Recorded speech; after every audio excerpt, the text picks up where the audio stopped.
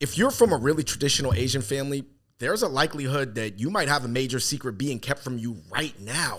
I think a lot of us are raised a little bit like Sun Ying Sha.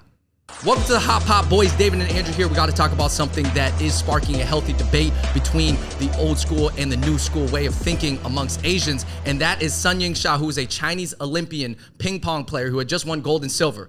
She wasn't told that her grandmother had passed away during her training until after the Olympics because her parents thought it might break her focus, it might wreck her emotionally, and might affect her performance, which is something that she worked so hard to get to. Yeah, I mean, I think that if you are from a traditional old school Asian family, you totally understand why her parents did it. But obviously from a Western, modern, progressive, emotionally transparent and translucent viewpoint, it seems super old school. Yeah, I think in this video, we got to talk about why Asians don't like communicating sad news to each other. And we also got to talk about, is this one of the reasons why a lot of people kind of stray away from Asian culture? Because it can feel very emotionally compressed. Yeah, it can feel like we're basically sacrificing, quote unquote, and I don't know if I'm saying I agree or disagree with this, humanity for results. Right. It's kind of like, listen, when you come from a high achievement family or culture, right, and the whole family is in on it, and this achievement, by the way, winning a gold medal for your family or getting into that Ivy League school, from your middle or lower middle class family, it can change your entire life and your family's life. So the whole family gets in on this action and is like, hey, don't let anything bother them. If this is gonna break their focus, let them finish their exams, let them finish their applications, let them finish their Olympic training, and then we'll tell them the bad news because we don't even like talking about sad stuff anyways. Yeah, and I think obviously if you look at the result for Sun Ying Sha, you would say that obviously they made the right choice if you're very results-based, but some people were like 4 months. I can't believe that. And some other Western people were like, dude, they should have told her and she could have used that as fuel to get 2 golds instead of a gold and a silver. Yeah, I do think Americans are very proud of the fact that a lot of their athletes, their star athletes that are very cool, good looking and sociable, whatever, they also go through a lot of things too. Like they'll take the bad news and they're like, you know what? I'm going to use that as energy. I'm going to rise above it. And that's even going to maybe make their performance better. Now, in certain cases that we've seen, it has also crushed certain people and, it's affected their performance or even their eligibility. Right. I mean, people do love that stories of people going through extreme adversity and sort of wearing that adversity on their shoulder or on their sleeve. Whereas, to be honest, the more traditional Asian culture is to hide the adversity or don't even make the athlete aware of the family adversity. In traditional Asian families, Andrew, if there's like a well that's like 10 levels of pain and you're just the kid, you're only going to find out level 3. Levels 4 through 10, they're just not even going to tell you because they're like, why would I tell you? I don't want to expose you to the bad things, but then that's bad for you. I mean, we have so many friends who have like refugee parents that have these crazy stuff. They don't want to tell them that stuff. Why tell them all the sad news, right? And the sad information. I think this is like goes for any culture and any type of person that anytime you have some bad news to tell someone, you still got to figure out the timing. Like even in the Western world where it's like, well, why didn't you just wait until after dinner to tell me that you flunked out of class? I'm trying to have a nice meal here, And it's like, you've seen that in the movie or something. Yeah. And I know that there was, on the Next Shark article, there was some Arabic people commenting going, I'm from the Middle East. We're from a very ancient old world as well. And my parents wouldn't tell me if I was training for the Olympics. So it's not just like only an Asian thing. I think it's just a very ancient way of doing things or the old ways. I mean, I'm not going to lie. Our dad loves ping pong. We played it growing up. And obviously, even though they weren't the strictest Tiger parents, they had tinges of that. And there's certain things they didn't tell us. So I understand how Sun Ying Sha was raised and coming from where she's coming from, probably middle class Hebei province, just trying to make her family proud and also make her country proud, perhaps. It's like, I can understand how serious it is. It's that serious. And she achieved the results, but interestingly enough, Andrew, one thing that we noticed is that sometimes there is a tendency, maybe by Western people, because it is a very holistic, well-rounded society, to sort of like discount Asian achievements when they don't feel well-rounded as people. And I'm not saying she's not a well-rounded person. Maybe she has a very charismatic personality with private circles around her, but at least outwardly, she certainly doesn't seem like she can host a television show in the same way that Simone Biles or Michaela Maroney or Suni Lee or any of the American athletes, Chloe Kim. You know what I mean? Like they're pretty, they're charismatic, they're outgoing, they're extroverted. A lot of the Chinese female athletes, I guess in particular, they don't wear makeup, they have short hair. It seems just something like You know, it doesn't fit the image of a Wheaties box superstar that in America we demand our gold medalists to have, you know? It almost feels like that nobody from the Western world is jealous of their gold medal if they have to live life like that. Right, because that's why all these things, whether they're true or not or exaggerated, where they're like, well, they were just trained in a Cold War facility in the gray concrete. So, sure, of course they'd win it. That's all they did their whole life. Yeah, remember in high school, there was Tommy Chin. He was a math whiz. He was probably the top of the class at math your year. Yeah. And but I felt like a lot of people were discounting him, just being like, oh, well, if I just studied and spent all my life studying math, I'd be just as good as him. But you know what's funny? They would never say that about the top athlete. They would never say that about the fastest guy or the high jumper or even the football player or basketball player, because the sports and the athletics is like a warrior realm that Americans all respect on some level. Because they never say, well, I could be the fastest guy if I just trained at it my whole life. Because they'd be like, no, I couldn't. But these mental things, being good at math, that just seems like something that is just trained. No, there's very much a sense in America that being good at academics or like raw STEM subjects isn't a talent.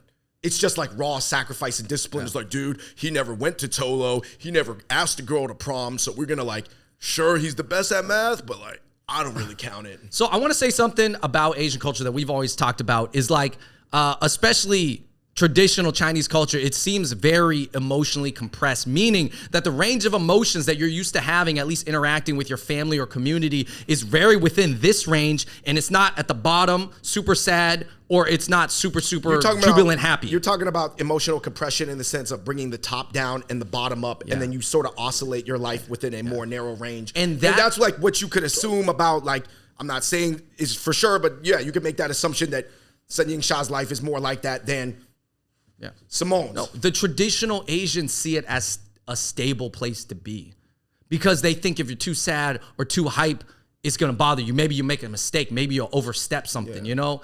And I think that sometimes that emotional compression is like one of the more unappealing aspects of traditional Asian culture. Yeah, specifically of being Chinese. I think that Chinese are the most emotionally compressed. I think that other Asians have it, but you know, due to maybe Western influence or just decisions they've made as a culture, that compression range has been allowed to expand its spectrum. Yeah, and I see people all the time. I mean, we have people in our family that feel like they've tried to stray away from that. I'm friends that we knew growing up that just they were like, yo, whatever that like social compression, emotional compression, I don't want any part of it. Right. They would rather experience the highs and the lows, the elation of utopia or euphoria, and also the lows of the lows. Whereas almost everything, it seems like a lot of Chinese things or traditional Asian things, but obviously just Chinese being the most traditional Asians right now in 2021, it just feels more compressed. And you know how you experience that? Oftentimes you got to just leave the Chinese community. You can't just be like around only other Chinese people to do it. It feels like that. Listen, guys, if girls want to be more like Chloe Kim and be like on the slopes or like with the ombre or be like Sun Ying-sha, you know, that's like, I guess, MIT Caltech versus like Duke, being on the Duke women's like volleyball team. Let's just, you know, these are extreme characterizations. They pick in the Chloe Kim way. Bro, look at how they smile and take the photos. It's a little bit different. Yeah. By the way, I'm not discounting that, you know, all the Chinese gold medalists, like, they don't have happy, fulfilling lives, but it's just definitely not something that Western people, I guess, are jealous of. And the fact that Western people aren't jealous of them, they kind of discount them, which I do think is unfair, because are we living in a capitalistic society? Are we going a meritocracy? Are we going off people who are the best at what they did? Then really whatever they sacrifice or they do or do not have, or whatever shelter or cloistering they have, perceived sheltering in their life, it shouldn't matter. Yo, it's crazy because there's so many people in America you can point at who are really good at making money. That's all they know how to do, and people excuse it because making money in America is cool. Maybe they're not even the best people, like best fathers or mothers or whoever. There is a tendency in America to write off all people who are highly intellectual, I said STEM subjects, to be like Stephen Hawkins. Dude. You know how like people view Stephen Hawkins, first of all, RIP, Stephen Hawkins, great mind. But I just know in the West, they're like, yeah, that's what you're like if you're a brainiac. Let me tell you this. America values emotions because emotions make you feel more human. And when you don't show a lot of emotions, especially if you're Asian and you look different, people look at you like some high-achieving ping-pong robot. Yeah, I mean, that's why even somebody who is like a blue-collar superstar like Alex Jones would go on Joe Rogan's gigantic platform and literally be like, Well, I'll be honest, guys. I do think that Asians or Chinese people have souls. They're not fully robots. He literally like had to come to the conclusion, be like, hey guys, I've done the research. They're human beings. Guys, it's just emotional compression. They got the emotions. They just don't show them. Anyways, I'm not making excuses. Listen, I grew up in America. I'm born here. I get the American way, and I understand that traditional sense, but I can't say that, you know, when I have a family and if I have a kid and I have to go through the same situation, that I would do it the same. But it would kind of depend on the factors, what's at stake, how do I think my kid would handle it, and all these other things. Everybody has to do their own calculation and analysis of the situation, all the factors involved, and figure out the timing. Yeah, and not only that, too, it's just everybody has different value systems and cultural programming. You know, Trevor Noah, he said that our culture is like our operating system that we're not even aware that we're running because we've never run another operating system. It's not like every day we're switching between Linux, Android, iOS, Windows. We're not doing that. You know what I mean? Like, so we are just only familiar with the operating system that we're running. And as people who are Chinese, who have seen both sides, where it's like, yo, I've seen the ultra traditional side. Like I said, we have a 40-year-old second cousin in Asia. Everybody in the extended family knows he's adopted except him. And it's all good. Like, I'm not even like, I don't think, what am I going to do? Like, pull a farewell and, you know, even at the end of farewell, she ends up not telling her grandma because she's like, well, I'm not going to break it. The culture. Yeah, shout out to our second cousin if he's watching this. I actually don't personally know you, but yeah, we broke the news. I'm sorry. Man, listen, guys, you at the end of the day, man, everybody's on their own timeline of becoming more holistic, this way or that way, or what. Everybody has their own definition of what is progress. There's the old way, there's the new way. What is the post-new way? What is the new way? You let us know in the comment section below. My major takeaway is that I understand the old ways. I have respect for it because it gets results. It's not the most sexy. It's not the most glamorous. It's not how I want to live. But I understand for other people in completely different situations, completely different environments, I'm not going to judge it. My major takeaway is this. Listen, I know that there's a lot of people who feel very strongly about this. I think they have to take in consideration it's always a family decision. And if you are criticizing Sun Ying-sha's parents for some reason, just think about how you're looking at her parents, and that's how a lot of like more Western or American people would look at maybe your parents, perhaps in a different light. You know, all relative. It's all different levels. Yeah, I'll say this: the kids at school, like, you know, let's just say his name is like Skylar. It's always some kid named Skylar. Skylar's mom smoked weed with Skylar. Skylar's mom would view our upbringing in our hometown like we were getting raised like Sun Ying-sha. Yeah, like that's how her perception would be. So how can I perceive Sun Ying-sha to be like that? Asian parents don't even talk to their kids about love. Why would they talk to them about death and sadness? Goodness, bro, bringing up something bad at the dinner table. Don't talk you had the most. Stop talking. David, you made the most awkward dinner one time when we were growing up, and it's not your fault, but you had said something about a tragic event that happened to a kid at school. Yeah, somebody at our kids' school got killed. Yeah, and then you brought up at the dinner table, and my dad had just worked like a 10-hour day at his job. He's tired. He wants to just eat. And then he was just like, why are you saying this, David? We do not talk about this at the dinner table.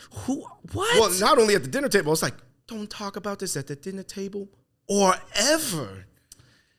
Hey, guys, I'm not saying that there's only one way to live. I'm just saying there's multiple different cultures out there, and they work in different situations, and you just have to figure out the best way to live for yourself, because I think that's what most parents are doing. So thank you, everybody. We're going to end it here. That is the Hot Pop Boys. I hope you love that discussion. Make sure you hit that like button, click subscribe. We have more Hot Pop Boy episodes coming out soon. Check out the playlist, and thank you so much. Leave your thoughts down below. Until next time, we out. Peace.